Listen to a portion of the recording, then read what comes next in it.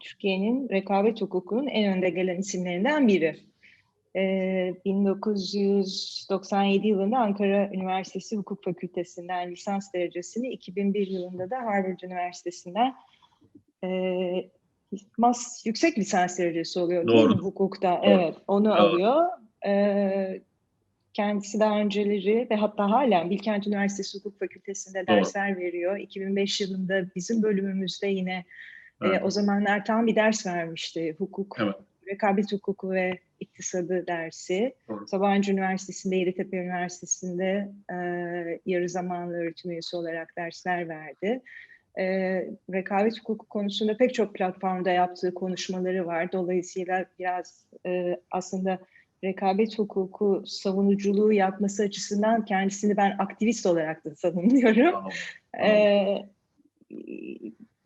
Bugün değerli vaktini ayırdı, bizimle bilgilerini paylaşacak. Onun için kendisine çok teşekkür ediyorum. Lafı çok uzatmıyorum. Dersimizin normal süresi 2'ye 10 kala bitiyor. Ama sizin de çok vaktinizi almadan belki arkadaşların soruları da olabilir. Süreyi ve nasıl ayarlanacağını size bırakıyorum. Sağ olun. Çok teşekkür ederim kıymetli hocam. Davet ettiğiniz için de öyle. Tabii bu alanda konuşurken kavramlar da önemli. Dolayısıyla eğer ben İngilizce anlatırken herhangi bir kullandığım İngilizce kavramın içeriğinin anlatılmasının gerektiğini düşünürse öğrencilerden herhangi biri yahut Türkçesi ne bunun gibi bir soru işareti olursa lütfen sorun. Benim takdimim esnasında her halükarda istediğiniz gibi keserek sorun. Öyle konuştuk Ayşe Hoca'yla da hazırlanırken buna. Yani dedik ki en sonunda soru cevap zaten yaparız. Ama nasılsa sonunda soru cevap olacaktır, ben sorumu en sonunda sorarım diye beklemeyip istediğiniz gibi konuyu sohbetli bir hale çevirebilirsiniz. İlla soru formatında olması da gerekmez. Her tür katkı faydalı olur. With that, I'm switching to English, as I think it's most valuable for all of the students to also gather information as to the terminology that is used in competition law in English. The particular topic that we're going to discuss today is a holistic look into the goals of competition law, how competition law is trying to attain these goals. The law and economics of competition law in a rudimentary fashion, as much as you can do it in 45 minutes, really. But we are also quite keen on discussing sustainability goals and competition law matters. We're keen on discussing innovation, the goal of fostering innovation through supporting competitive processes. We're also going to try to discuss new or newer issues of policy preferences in the competition law field. These are all shaped by economics, really, because ultimately economic phenomena surround the policy perspectives and preferences of competition law quite significantly.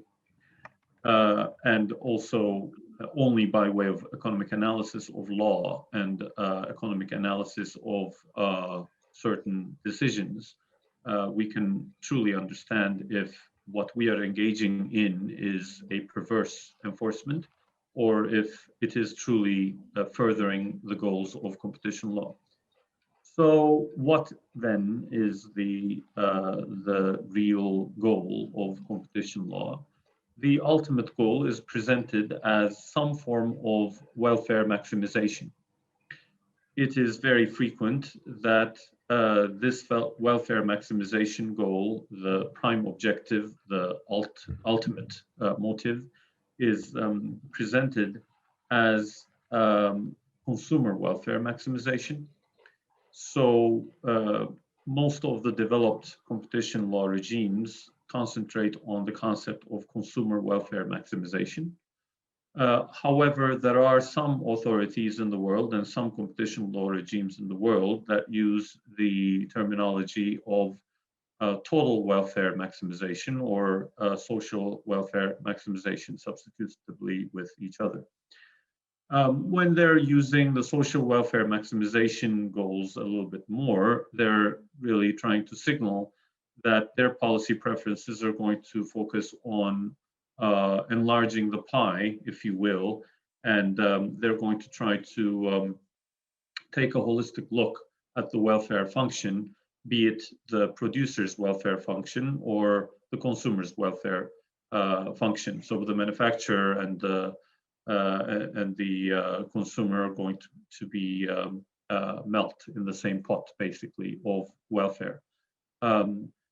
The typical argumentation is that competition law is a good tool to enlarge the pie and maximize welfare as such, but it's not a very good tool to transfer welfare from one hand to the other equitably and meaningfully and efficiently with some form of optimality. And because competition law is not a great tool of redistribution of welfare, why don't we maximize welfare the way competition law can on each single file, and then through taxation or other methods that are better suited as tools to redistribute welfare, we can address this problem separately outside of the competition law sphere. This is discussed quite a bit. I'm also closer to this view of the ultimate goal of competition law. So welfare maximization, I also contend, should take the form of welfare maximization of the manufacturer and the consumer together.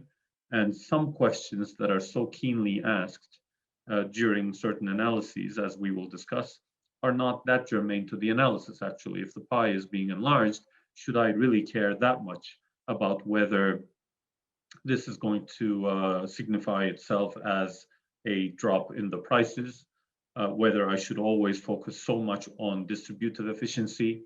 Can't I look into the future and can't I focus on midterm goals of welfare maximization when analyzing a given file? At the flip side of the coin, you have a view that is more focused on consumer welfare maximization.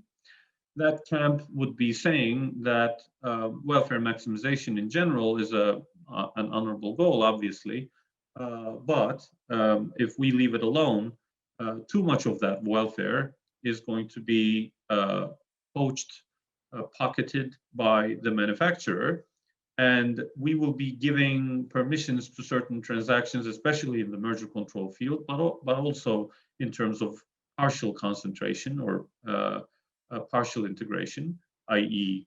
agreements, meetings of the minds of players in the marketplace.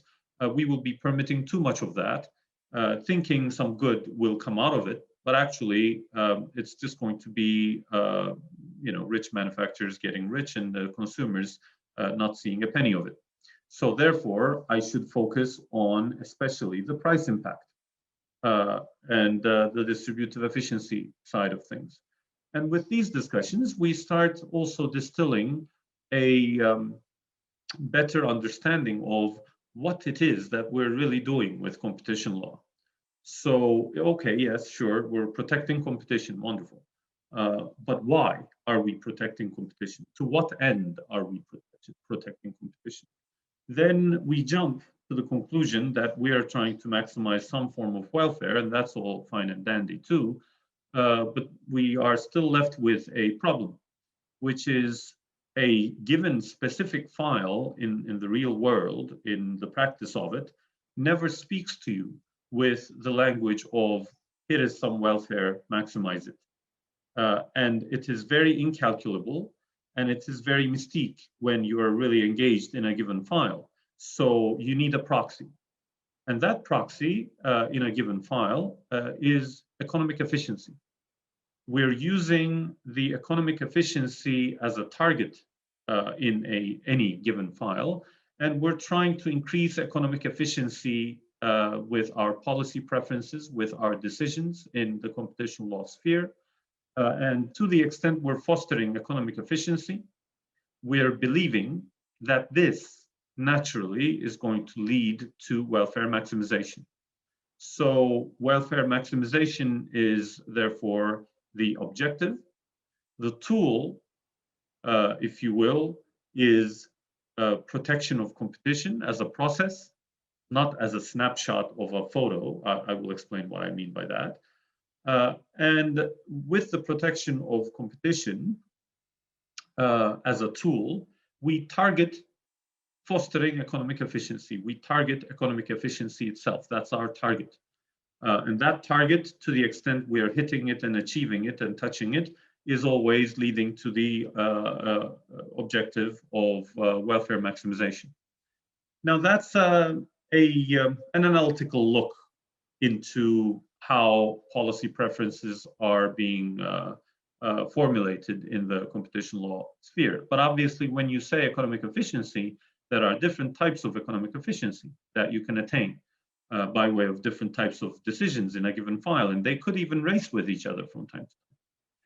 And that is leading to a more sophisticated analysis, a need for a more sophisticated analysis on a case-by-case basis. So you might have particularly three main categories of economic efficiency that you're addressing in a given file. This could be distributive efficiency, particularly showing itself in the form of prices. So whenever we're discussing distributive efficiency, we're discussing the matter in an Econ 101 type of what is economics approach. Optimality, using limited resources in their best fashion so that you get the maximum utility or output out of them and all. That's your distributive efficiency street. And that comes very intuitive to enforcers, to attorneys, to businesses, businessmen, women. And they would typically talk about, whenever you say economic efficiency, they would typically immediately talk about this. And that means that this has made very heavy inroads into the policy preferences in the competition law sphere. Then you have another step of it, which is the cost efficiency matters. Whenever we're discussing cost efficiency, we're typically looking into cost efficiency from a complex policy preference angle as well, because the minute a defendant is defending cost efficiency, so for example, this merger is going to lead to significant cost efficiency. We're going to bring our R&D departments together, and they are complementary, and therefore there's going to be significant cost efficiencies. The competition authorities of those countries where you have a policy preference of total welfare maximization, they would start hearing this already. This is at a frequency level that they're able to hear. Whereas for those agencies that are serving the interests of policy interests, that is, of nations that prioritize consumer welfare maximization, you typically immediately receive a question, an additional question, when you start arguing cost efficiency. Oh, this is going to be great, costs are going to go down. And the follow-up question would be, yes, but will those dropping costs be also reflected in the prices, or are you going to pocket that cost? How am I going to know that this drop in the costs is actually leading to more consumer welfare maximization? Would be a question that you get quickly. And then you have the most important, but the most mystical of all, which is innovative efficiency, dynamic efficiencies. From a Schumpeterian perspective, the creative destruction processes and the efficiency that comes about because of the creative destruction and because of advancements in technology, either by way of copycatting frontline advancements in technology or by way of genuine new groundbreaking advancements in technology. This is the true engine of welfare maximization. There's no doubt about it. This is what leads to more welfare from generation to generation being exhumed. But ultimately, it is the most difficult to calculate or touch or talk about in a given specific file. So whenever it's a matter of writing about it theoretically or discussing it theoretically the way we have been doing so far, it's great. You talk about dynamic efficiencies, you're talking about cutting edge things, and it's hip. But whenever you're looking into an actual file, and in that file, you're trying to put your finger on dynamic efficiency or demonstrate the dynamic efficiency or protect it if you're the enforcer, it's not that easy. Some files are presenting it better than the others. Especially in the pharma industries recently, competition authorities have started to look into pipeline products, for example. If two pharmaceutical companies are getting together and merging, the competition authorities would bring in a list of the products that they have in the pipeline, meaning things that, for example, don't still have an FDA approval, things that are still not ready to be released for consumption, but they are well advanced, and you can see that wheels are set in motion to produce these products in the future. Let's assume for a minute that a company is working on a treatment for cancer or baldness or tennis elbow, what have you. And at the same time, another company is also working on this, and they have products in the pipeline, and they're testing them and what have you. Because of the COVID-19 issues, now we know how arduous the procedure is in the pharma markets that involve human health. So you can't overnight produce a new product, and there's a visible, transparent process about it, and a lot of governmental agencies and authorities get involved in it, which means that a competition authority can actually look into it and say, oh, I see that against such and such specific type of cancer, you are coming up with, or you're trying to come up with a medication that has considerably less side effects. As luck has it, your target company, i.e. the company that you were going to acquire and you're asking for my permission for it, it is also working on that. And I'm concerned now as the competition authority. I feel that this is going to stifle competition. This is going to stifle new products being emerged. And I'm engaging in a futuristic speculative analysis.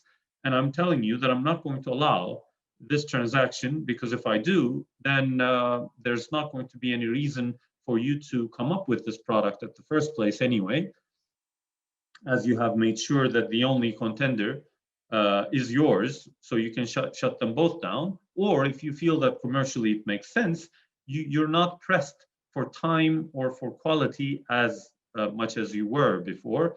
It is almost like the owners of two products, the only two products in a market merging. So this is going to make you a monopoly in that future product. Now, this kind of language was not available in just a decade ago. You weren't allowed as a competition authority to engage in this kind of a futuristic analysis. And you would take a snapshot of whatever the market shares are and the barriers to entry are, and the other conditions of competitive dynamics, and you would analyze it as such, and you would either allow or you would reject. Now you're looking into it as a process. You're looking into how many people have entered into this market in the last 5 years, how many have exited, what is the transformation of this market, how do I define this market, is it transforming due to technological advancements or not, and what is in the pipeline, what is in the target's pipeline, what might happen in the near future or midterm future. Now, this may sound like a good thing, and there are instances where this may be a good thing, but it's also an awful thing, because if you don't do this with sufficient economic analysis, and if you don't employ scientific methodology, proper econometric tools, and if you don't look into it from an actual proper modeling of a projection, but if you're only coming up with narratives and scaremongering, basically, then you're bound to come up with perverse enforcement that is actually stifling innovation. You're going to sell a lot of fear, and because it's undisputable, as its own speculative grounds anyway, so it's not like your evidence against my evidence kind of a thing, this transaction is not going to pass. And the awful thing about dynamic efficiency issues is that while they're so powerful, they're also very fragile. You could spoil dynamic efficiency very, very easily and quickly. And another awful thing about that is that you wouldn't even know about it. So you don't know in a future day that you have spoiled dynamic efficiency in the past.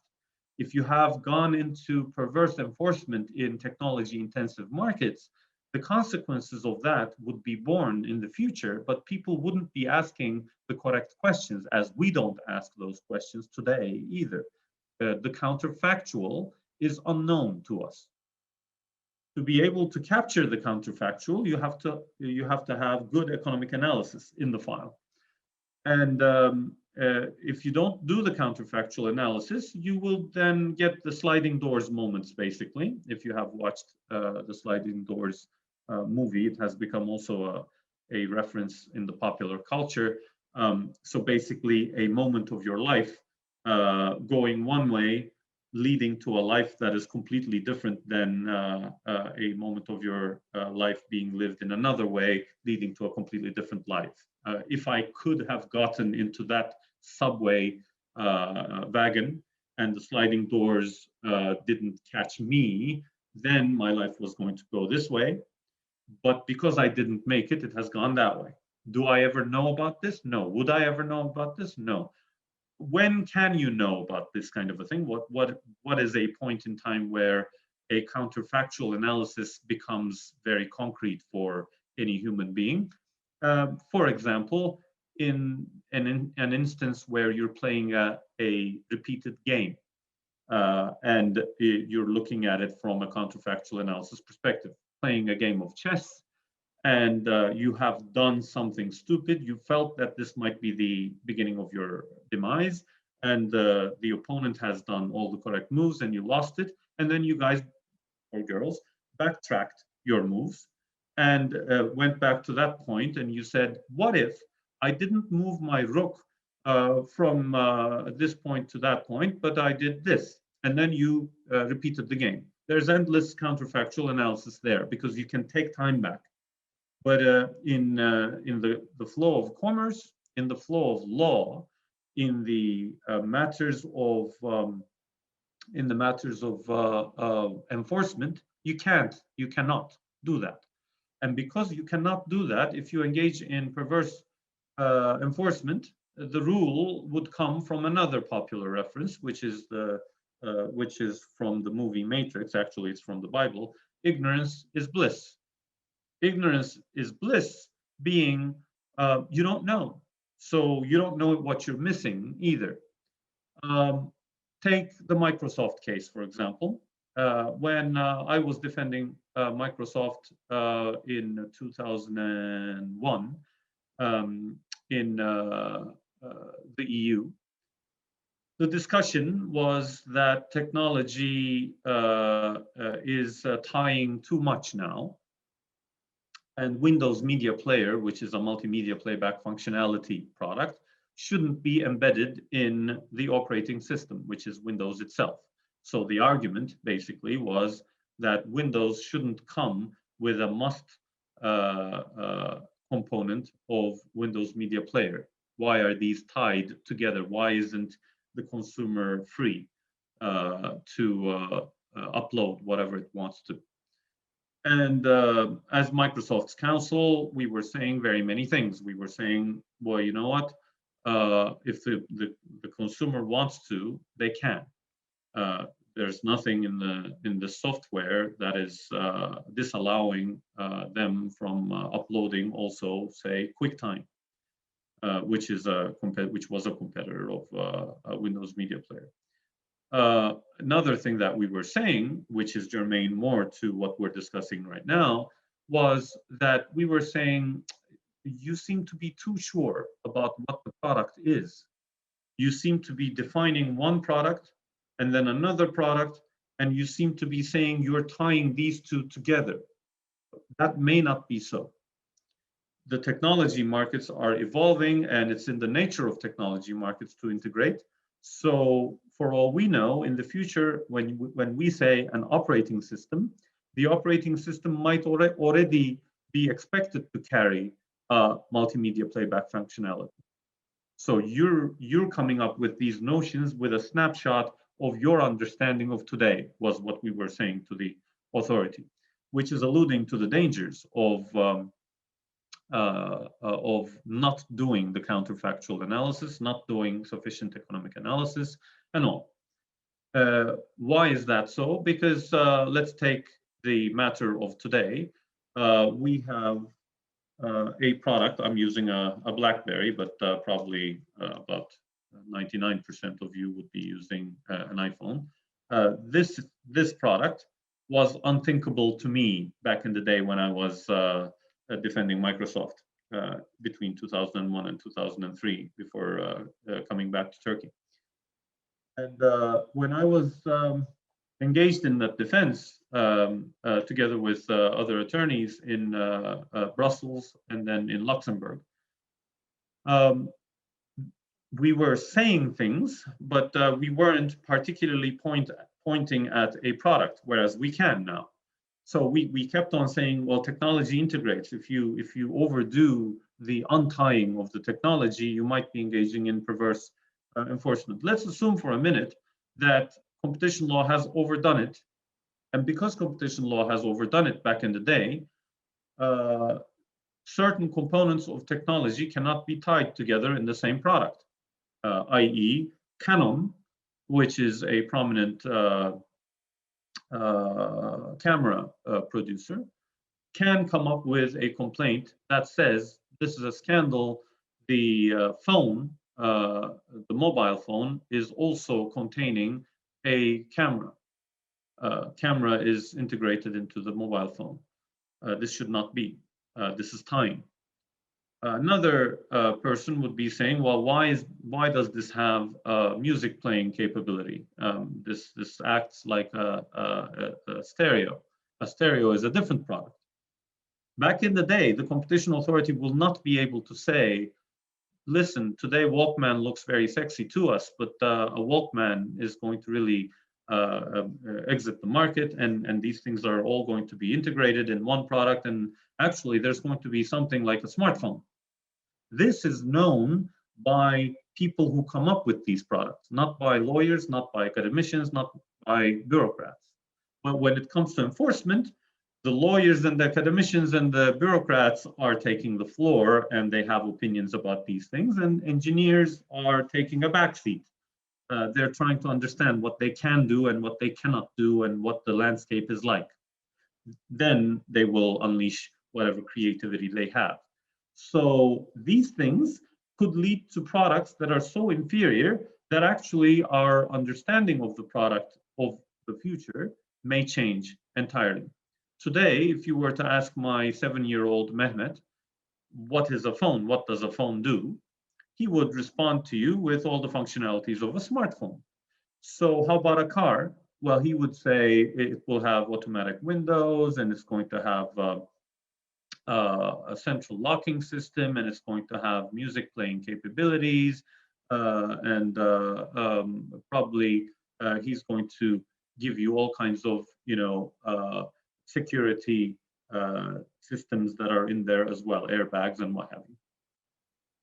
Whereas if you ask me or Ayşe Hoca at our own childhood what a car is, we have no notion of any of those. All we know is it has 4 wheels and it has an engine and it goes. And hopefully it stops safely, but if you crash, it's awful. Then Ayşe Hoca and I, we start to talk about, oh, if you were to go to such and such place, they do a central locking, but the central locking is being sold separately. The tape is also, the stereo is also being sold separately. And then the airbagging is done separately too. These are all separate products, and there are people selling it for cars. But at some point, it integrates. If you clamp down on it at that point and say, this is tying, do not be doing this, you might be actually changing the entire landscape of what the product is trying to become. And that's an engineer's problem. An engineer would be crying on my shoulder, unknown to you, unknown to the competition authorities, and they would be saying, this is insane. Now, because they have come up with this enforcement or this new regulation, I don't know how to write a code that is going to allow the consumer to, at the same time, locate the nearest restaurant and show the menu of the restaurant and allow for a reservation to be simultaneously actually be made on this app, which sends the reservation in secure form to the restaurant as well. I had this product, and now this regulation is disallowing it. You go and ask the competition authority, is this your intention? Is this what you wanted to prevent? The authority would say, oh, no, that's not what I tried to do. Here is the reason why I came up with that ruling, not to target this product. You would say, yeah, but you have targeted that product as well unintentionally. So they're not able to do that either. The authority would say, okay, no biggie, we can undo this. And then you would take tailor-made measures to undo that problem. But there is only one huge issue, unknown to me, unknown to the authority and the engineer. There are going to be instances in the future where new products are going to be brought about as well. And those engineers won't be coming to me in the fashion of defending an existing product and saying, what's going to happen with this product now? They will be moving already on that landscape that is created for them, and they will assume that that product cannot be brought about because it's out of the ring, out of the fence, basically. We have boxed them too much. This is a predicament of competition law, of all regulation really in fast-moving markets, but especially of competition law, and especially because of the inability of any human being to ask, why is this so in the face of slow progress? For example, you must be taking a flight, not now because of COVID, but you must be taking a flight occasionally from here and there. I used to fly almost 3 times a week before the COVID. And I never asked, how is it possible that I was flying in 1997 from Istanbul to New York, and it was about 9 hours, and everything has changed everywhere in the world, and it's still taking about 9 hours. I never asked this question. I look at the TV that is installed, new movies, better food, and what have you, and I content myself with that. If I don't have the smartphone, I don't say, why don't we have a smartphone? We should have gotten there by now. And we're getting pretty quickly, we're getting to that point of technological advancement in the evolution of humans, especially now that the knowledge is growing exponentially and AI is helping us as well. But to the extent we don't, to the extent we are doing something ourselves with regulation or with enforcement to break the advancement, we wouldn't wake up to this fact, or it wouldn't be timely. This is something that we try to address in the dynamic efficiency field, and we are seeing this quite a bit in the enforcement trends as well. I would say that at the moment, if you were to take merger control decisions, i.e. decisions that relate to mergers, acquisitions, joint ventures that are submitted to competition authorities for approval, you would see the innovation word, the word innovation, only in those decisions where the competition authority is taking issue with the transaction. You would almost never see an instance where the competition authority has an independent issue with the transaction, but they're seeing innovation and the innovation effects as a redeeming virtue. What I'm trying to say is when it is presented as a cause of concern, innovation is paid a lot of attention to, but when it is presented as a defense, or when it is presented as a particular virtue of the transaction, the competition authorities suddenly start seeing it incalculable, speculative, what have you. This suggests to us that we're actually paying a lot of lip service to the idea of innovation, but we're not truly fostering innovation. We're not truly following a goal of innovation with its full might and power. To be able to do that, we would have to stop looking at looking under the street lamp at nighttime, just because there is some light under the street lamp, but we would have to look into the entire street. You would know this joke. This is particularly an economist's joke.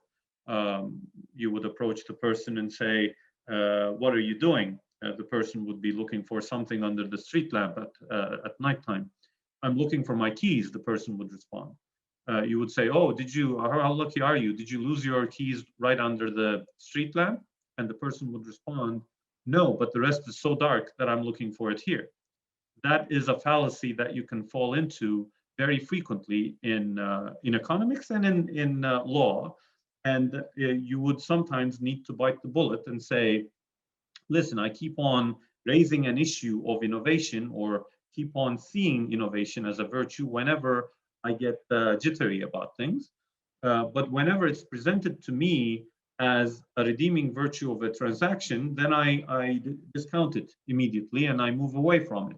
With this attitude, I cannot holistically advance goals of dynamic efficiency and the primary objectives of competition law. So I will have to learn to carry a torch.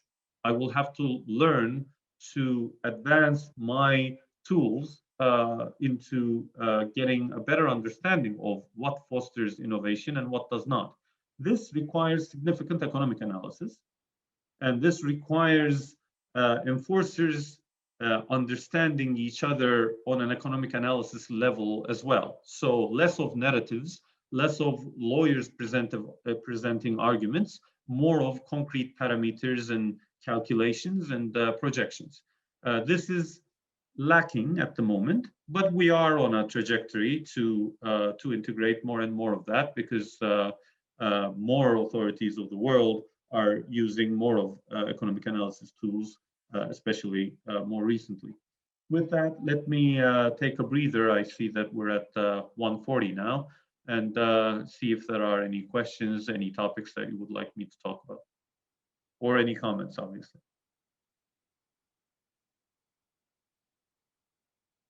I have killed the audience. Can I jump in and ask a question? Of course, please. Maybe that also. So what I'm hearing, I mean, first of all, it's very enlightening and interesting venue that you opened up.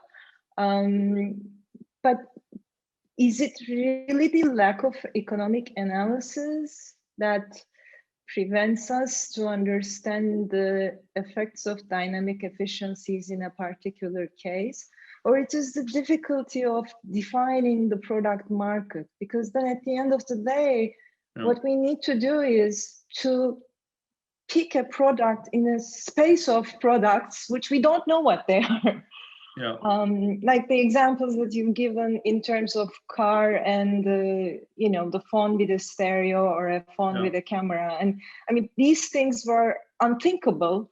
And when they are unthinkable, then we inevitably fell into, even if we have the best of the economic analysis, we would fall into a perverse enforcement because we wouldn't be really looking at the correct product markets to assess the competitive effect. So how do we then get out from this problem? That seems to be a huge problem. So maybe the practitioners has to work with the engineers more closely to open up their minds in terms of, rather than putting them in the backstage and watching what the verdict is going to be. Yeah, no, I agree. And honestly, I think one of the bigger problems that we have in technology markets and enforcement in digital markets especially is that all of the concepts of competition law are being thwarted and they're being bended and reshaped. So let me offer you this in support of what you have said. So I do agree that defining the product market and the geographic market is a very important part of the issue, and there are problems with that. But the problem in practice comes in the form of competition authorities not being enthusiastic about defining them either. So more and more competition authorities are countering innovation in technology markets with their own inventions and innovations in competition law, which is a very dangerous path to take. So more and more competition lawyers and competition academics and competition authorities are leaving well-entrenched principles of competition law and well-established methods of approaching matters, and they're coming up with quickly produced terms that don't mean the same thing everywhere in the world, and they're coming up with new technology of their own in tackling what they perceive to be a problem. So this is suddenly a new law that is floating, swinging, if you will, that is detached from the roots of the main body of competition law. The more this happens, the more they start saying things like, I don't even need to define the relevant market. Right now, both in Turkey and outside of Turkey, there are very many cases where the competition authority in digital markets is taking the view that it's optional if they define the relevant market anyway. Do they need to define the relevant market? The problem is clear. Well, the problem, the way you perceive as an enforcer may be clear to you, but you need to employ the technique that is bringing about competition law enforcement. Otherwise, you can never identify if you are overdoing it, if you are under enforcement, whether you're going into a type 1, type 2 error, whatever.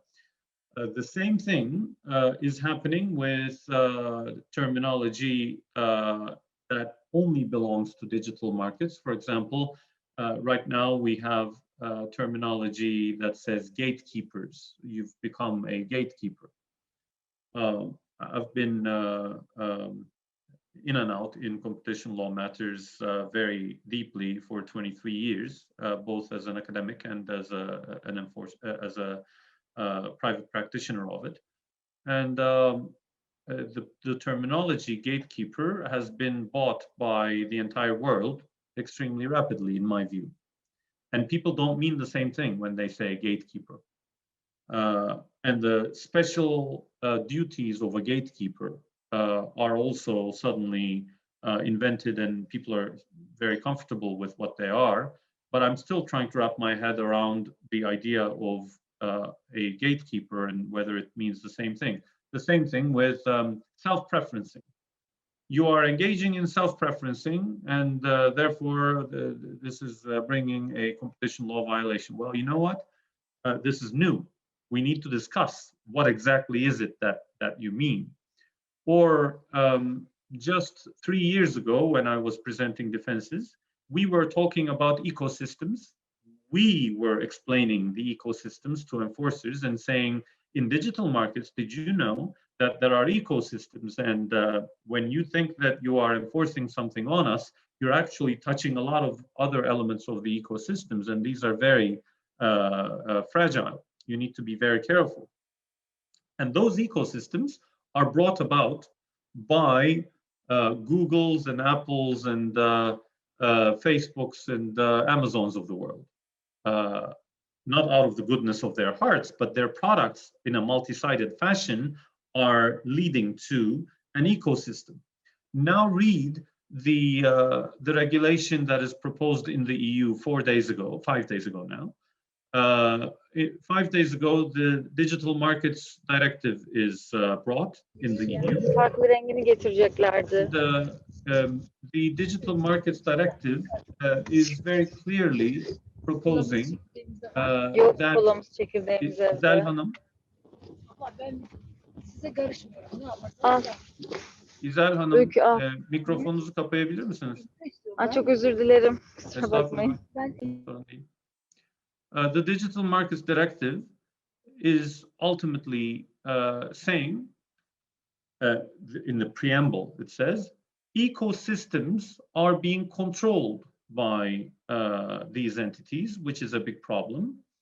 And because they're controlling the ecosystems, they are susceptible to overpowering them, and the balance of negotiation is tipped, this and that and the other. I'm not saying that these observations are wrong. All I'm saying is you jump to the conclusion that these are controlled as if it's artificially controlled, whereas actually those ecosystems are brought about by those entities anyway, which does not mean that they can do whatever they want because they made it possible, but it should be understood that they made it possible, meaning that there will be a point in time where it will look like they're controlling the ecosystem, whereas actually it's because the ecosystem has formed around the main body.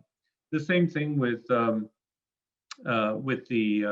use of gatekeepers. The exact vocabulary in the directive of 5 days ago is such and such players have emerged as gatekeepers. Now, emerged as if to say, you know, this was a wonderful green lawn, and this awful type of grass has emerged here, and we need to nip it at the bud. Well, nothing has emerged as a gatekeeper, really. You gave the identity of being a gatekeeper from a competition law terminology perspective to that entity. It may be correct or wrong. That's another debate. But it's not like anyone is doing anything. You're actually looking into the natural evolution of a market, and you're freezing it at some point in time, and you're trying to determine if you should fix, quote unquote, certain elements of it. You're well entitled to do it, but while doing it, you should always bear in mind that there is going to be a long-lasting effect of this kind of a precedent on newer markets. So going back to what Ayşe Hoca has said, I would agree that part of our problem, and a significant part of our problem, also is a lack of full understanding of what the product is, the history of the evolution of the product, where we came from, where we are heading to, whether this market can fix its own problems or not, whether we can trust the free market economy to fix some of the issues itself, new entries being probable, new technologies dethroning old technologies and all that. Look at this now. I said in 2001 when I was defending Microsoft, in 2001, in the US, there was another case that was going on. And in the US, the big proposition was that Microsoft should be split into two because it's too big, unnaturally big. And the way they have done in Standard Oil and AT&T with the tool of antitrust, Microsoft should be split into two. That judge was then dismissed, and for other reasons, the case didn't go through and all that.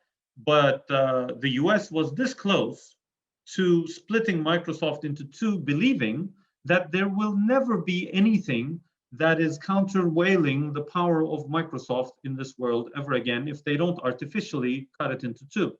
And that case was the web browsers case. So Navigator was complaining.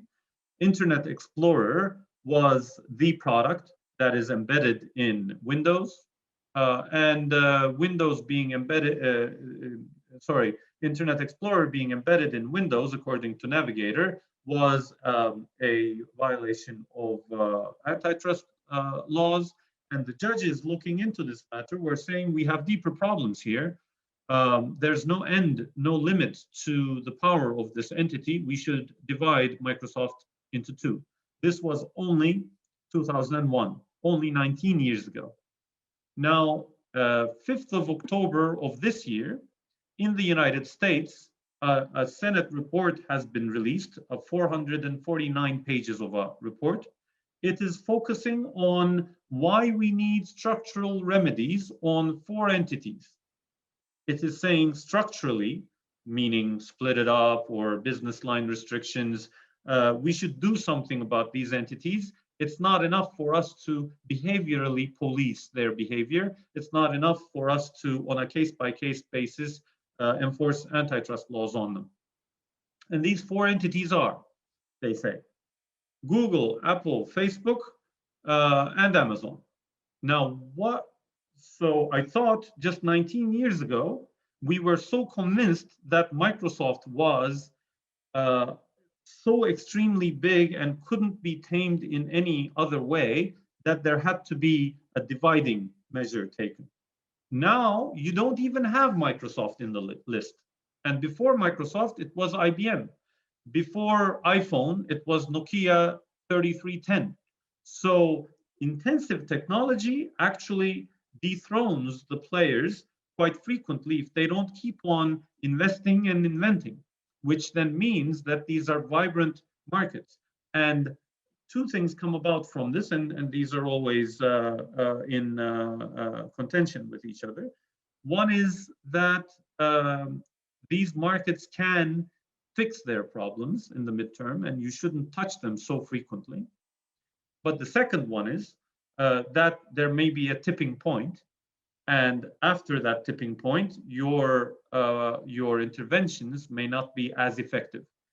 Typically, in Europe, especially the Bundeskartellamt, the German cartel office, and the French Competition Authority, and increasingly some other authorities now, are broadcasting views, they have the views and they are broadcasting them, that these particular markets need swift and very powerful intervention because it's going to be too late.